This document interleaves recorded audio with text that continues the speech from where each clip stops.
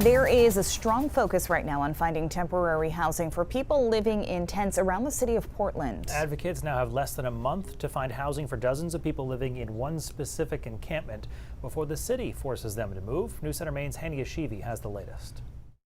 Portland's Director of Health and Human Services, Kristen Dow, says right now there's people living in 228 tents scattered around the city of Portland.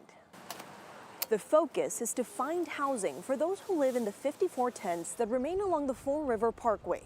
That's because in 3 weeks, it'll be cleared. September 6th is the deadline to remove those tents from that area.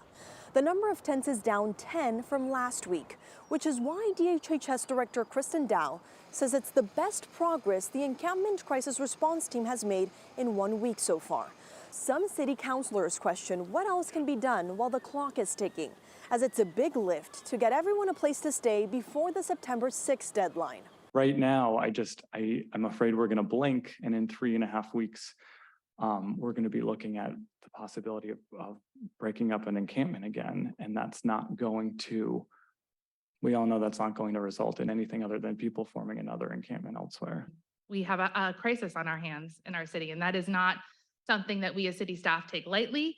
And we are trying to be mindful with this intensive effort at one encampment at a time, but to also know that our community providers are continuing to do work, the great work that they always do out in the community. Dow says while there's a strong focus on the Fall River encampment right now, the city is working on finding a more permanent housing solution for everyone else living on a tent. In Portland, Hania Shivi, News Center Maine.